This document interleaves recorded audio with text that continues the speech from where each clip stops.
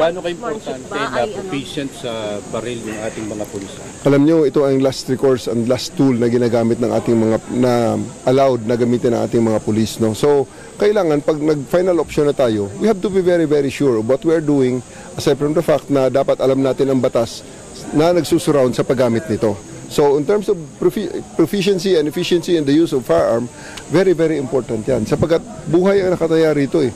Pag ginamit mo at hindi mo alam paano gamitin, paano ang intended target, hindi mo tamaan at ang tatamaan ay ang innocenteng tao. So, ayaw natin nun. Sir, magiging requirement ba sa promotion yung marksmanship? Hindi lang sa promotion, pati sa positioning. Pag tinest sila at bagsak sila sa marksmanship, abay, tatanggalin ko ang mga commanders na hindi makakapasa sa ating proficiency testing. May mga pulis ba pa tayo na mahina pagdating sa proficiency? Well, may mga data tayo na may mga tao na talagang, yun nga, di, ako'y magpapaprocure rin ng bolo sa ating R4 para ibigay natin, tanggalin natin ang baril nila. Palitan natin ng bolo. Eh, bolo man ang tawag, di gawan na natin ng bolo.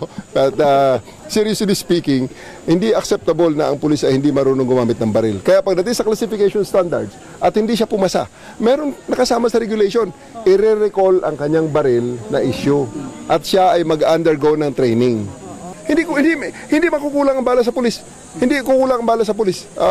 Ibibigay namin sa pulis ang balang kailangan nila para makapag-practice sila.